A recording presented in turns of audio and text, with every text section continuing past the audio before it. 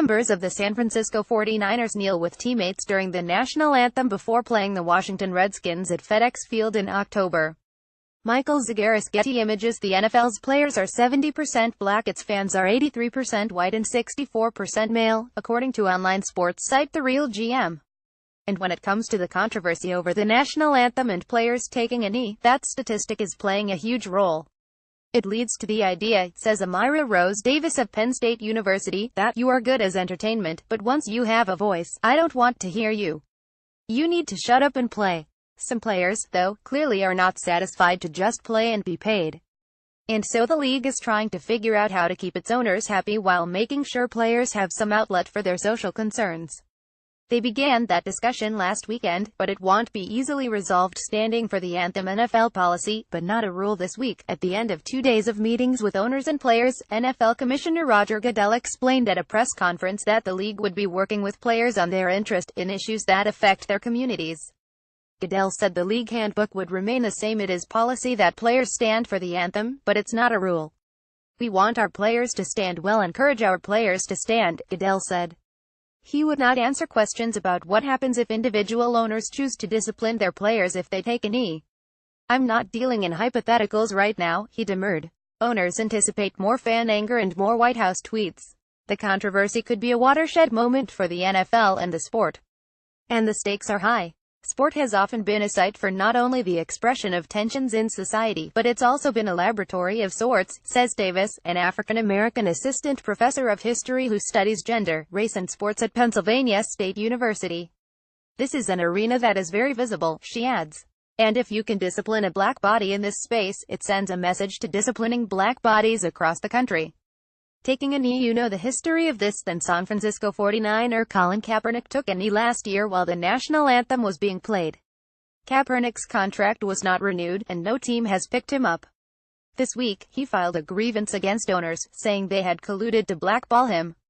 Despite what critics say was intended by owners to be a chilling cautionary tale, more and more NFL players, most of them black, have joined Kaepernick in taking a knee this year, and America is not happy. Well, a lot of white America is not happy. And that is an important distinction. Facebook videos show angry white men throwing their team jerseys, caps and posters in a pile and setting them on fire. Via tweets, President Trump is urging fans to boycott the NFL until it orders its players to stand during the anthem. Total disrespect for our great country. Many owners, initially offended at Trump's directive, have changed their tune. The dispute comes as attendance and television viewership for the NFL have been sliding.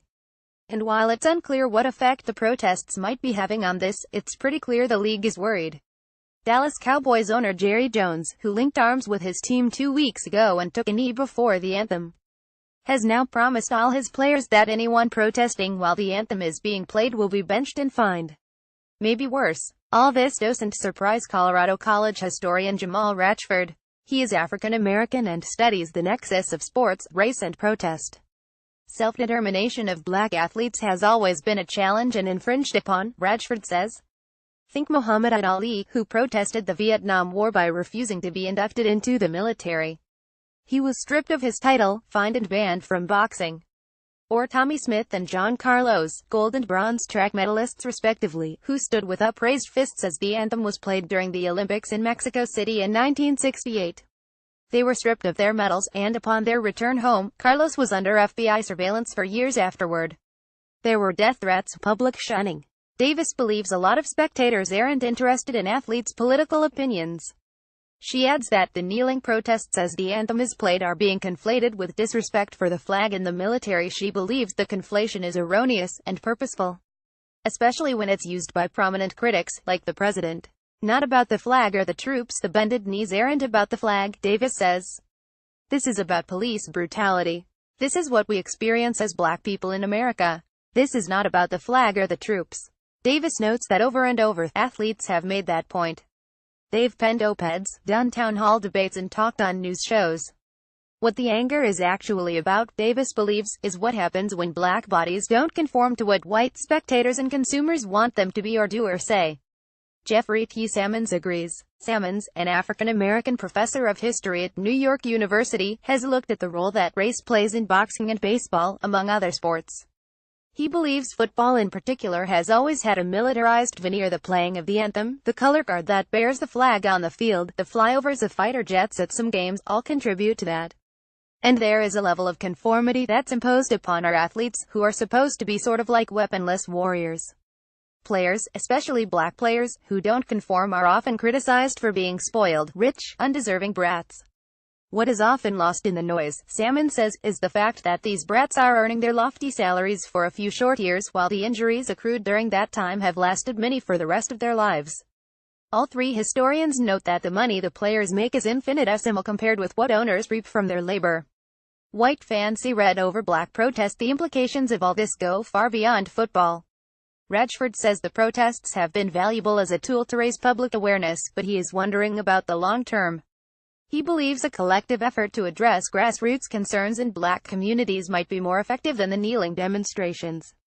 The league's announcement this week that it will work with players on some of their social justice concerns may be a step in that direction. Bottom line, the fans want their game back.